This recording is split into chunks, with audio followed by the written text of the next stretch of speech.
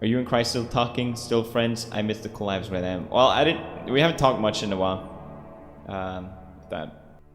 Today we're going to be talking about Cryaotic, somebody who was once considered a king in the gaming scene back in the day, playing with some of the more notable creators like PewDiePie and even Jacksepticeye. Cryaotic, or known as Cry, grew his brand over 2 million subscribers, but he ended up abandoning his YouTube channel over mistakes that he would do that would cause a result of him ruining his reputation and career forever. Allegations would quickly start to spread in 2020 about Cry being an abuser and even grooming several minors at the time. In total, there would be about 19 to 25 victims and 4 minors included in this entire situation. And this would ultimately have Cry disappear from the internet and still have people bash him for his bad antics still to this day. And it's without a doubt, if you've been subscribed to this channel for long enough, you will know that pedophile and grooming allegations have been talked to death on this channel, with those being some of my most popular videos on my channel. Yet again, another content creator who had the respect of most people in the community, and someone who was idolized by most people, and someone that many people looked up to, only to throw away their career and reputation. And also, if I do miss any information, please let me in the comments as I'm 15 and I don't know shit. Anyways, let's get into this.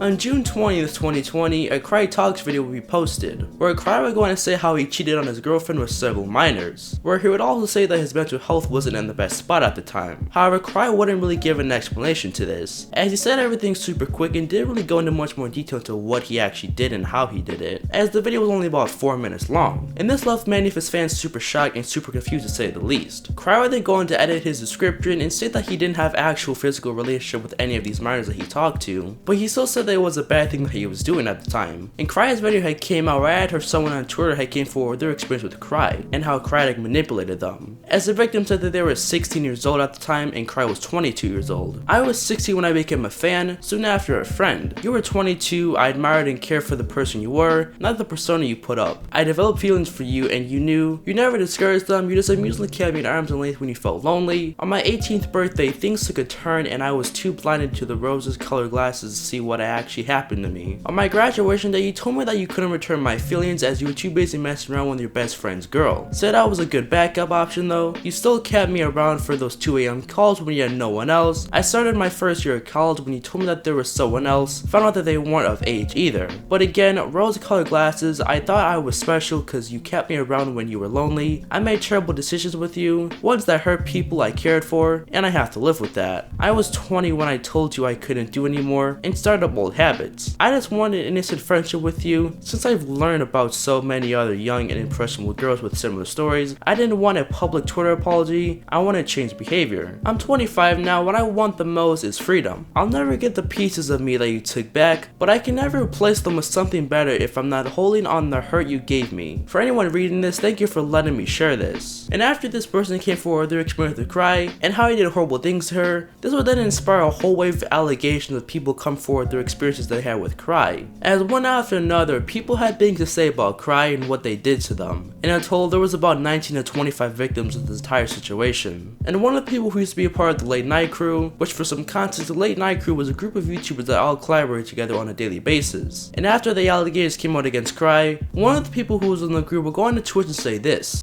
I knew that he exchanged sexual text with a 16-year-old while he was 22, I think. And I saw a screenshot of that. That's pretty much the extent of that creepy shit that I knew. I found out a whole bunch more that, yeah.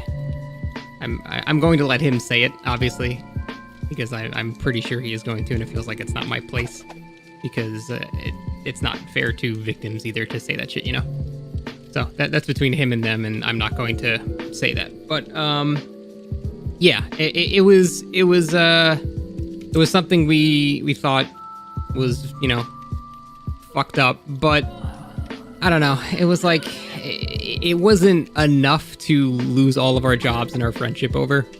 So we gave him shit, and that was fucking gross, but that's all I kind of knew of it. I saw that one screenshot and that was it. I didn't know more shit came of it.